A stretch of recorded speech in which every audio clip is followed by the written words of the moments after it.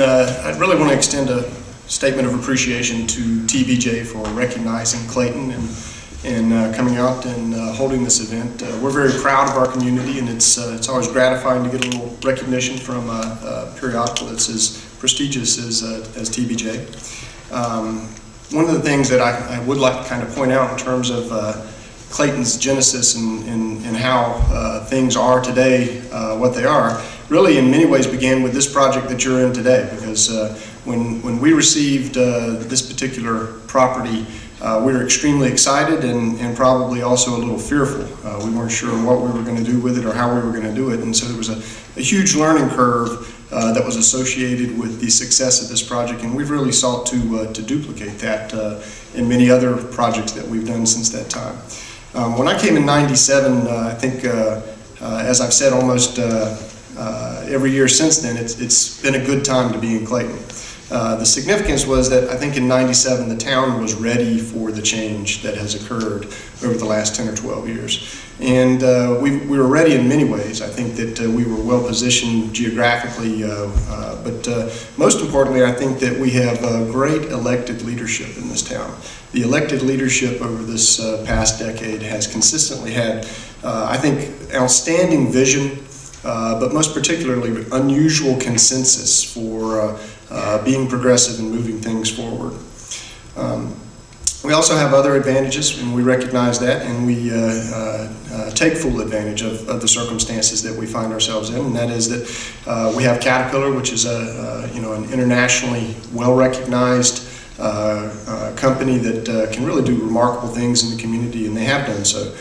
We have a biopharma cluster that continues to bring great prosperity to Clayton, and without which, especially in this downturn economy where the construction sector, which is another sector that we certainly depend on, without the biopharma presence, I think that we would really be significantly much worse off. A lot of good things have happened over the last year. I think that any one of the large announcements that we've had during the past year would have made it a successful year, but to run through all that we've done is really kind of, I think, impactful. But before I say that, I'll point out that a lot of what has happened in the past year in the way of new business announcements has happened in the area that we refer to as the East Clayton industrial area. And I think it's very important to point out that while we're celebrating, in a sense, the state of Clayton, that area is really a partnership between the town of Clayton and Johnston County. The infrastructure that supports all that growth and development in the East Clayton industrial area has been put in place cooperatively between the two jurisdictions, where we both agree on what needs to be done and we both agree to devote our resources to it. And without that cooperation, there's no question that we would not have been able to sustain the growth that we've seen in that area. Of course, Caterpillar made a major announcement of their core product development center that is now up and running. We're extremely proud of that. We think that that's the sort of announcement that has impact on our community for generations to come, because it draws in over 100 engineering jobs to our town. Those folks will settle in our town, they'll raise their children here, and hopefully their children will remain in our community as they mature and move on to their professional lives. Johnston Medical Center at Clayton was an amazing thing. That was like a gift from above. The location, the scale and scope, the emphasis on quality has made the 42 quarter in many ways as important or more important than the 70 business quarter. Talicris's major announcement will probably in many ways sustain the town's economy for years to come. They're a great company, and they've been a good corporate partner, and we've really continued to have good communication with them over the last several years.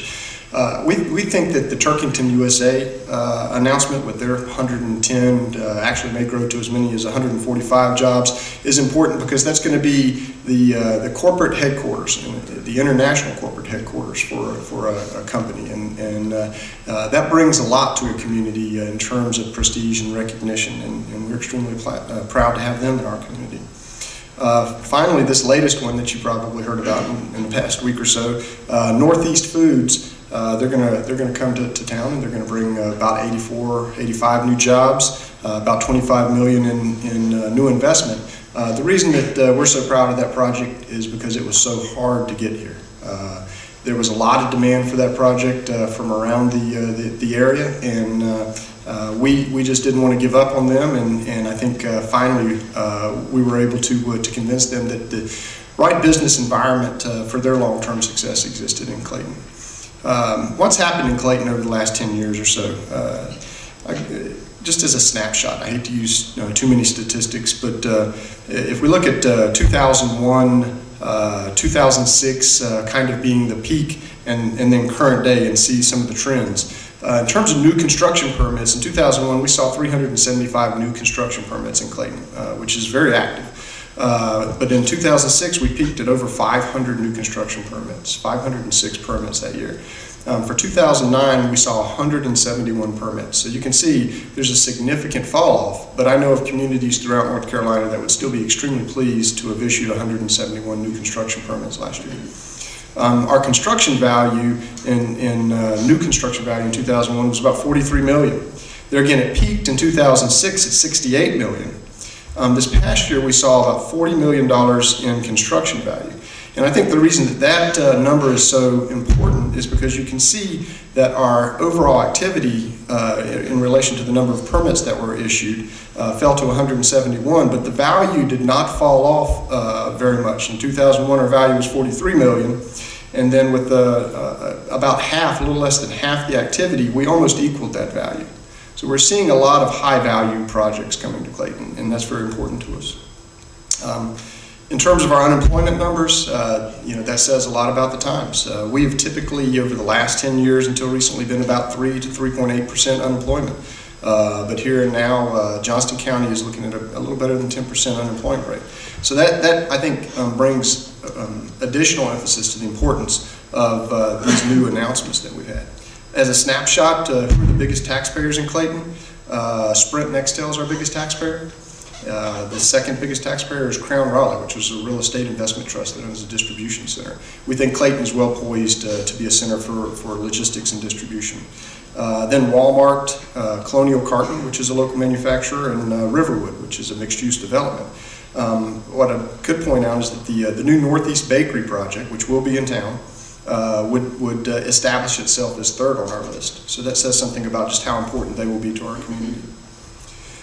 Major projects. I began putting together a list of major projects. Because of the economic slowdown, we're not planning in the long term to initiate that many additional major projects. But just the projects that we have on the drawing boards, projects that we have momentum for right now, it actually makes me a little scared standing here. I should be in my office working. We have a new law enforcement center, which is about a $6 million project. Downtown Square project, which is about a $500,000 project. New park development, developing the East Clayton Community Park, which is about a $2.8 million project.